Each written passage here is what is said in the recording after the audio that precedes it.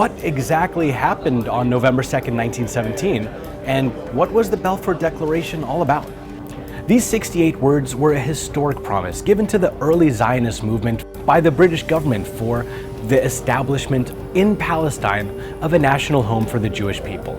Sir Arthur Balfour, then Foreign Secretary of Britain, wrote in a public letter to a famous British Zionist, Lord Walter Rothschild, which read, His Majesty's government views with favour the establishment in Palestine of a national home for the Jewish people, and will use their best endeavours to facilitate the achievement of this object, it being clearly understood that nothing shall be done which may prejudice the civil and religious rights of existing non-Jewish communities in Palestine, or the rights and political status enjoyed by Jews in any other country.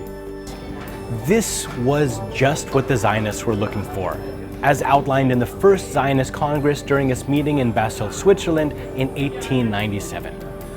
Zionism seeks to establish a home for the Jewish people in Palestine secured under public law.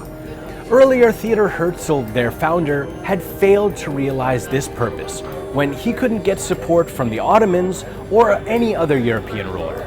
But this declaration basically laid out the foundation for the State of Israel.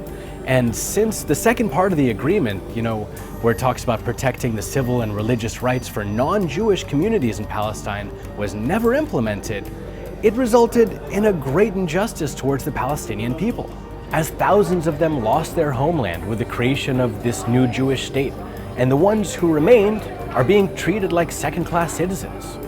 I think the late British author and journalist Arthur Koester summed it up best when he said, "One nation solemnly promised to another nation the country of a third." What were they thinking? Well, you see, Great Britain was in the midst of World War I, and one of its biggest foes was the Ottoman Empire.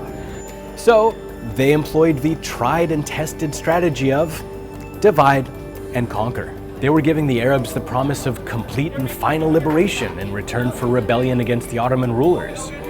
The Crown had decided Palestine's for the Jews, thus ensuring a perpetually divided Middle East. And 31 years after the Balfour Declaration, the State of Israel was founded.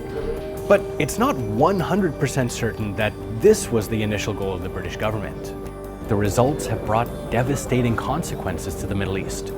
It paved the way for the longest military occupation in recent history and destabilized an entire region. So should the UK government be proud of this landmark letter? Or should they come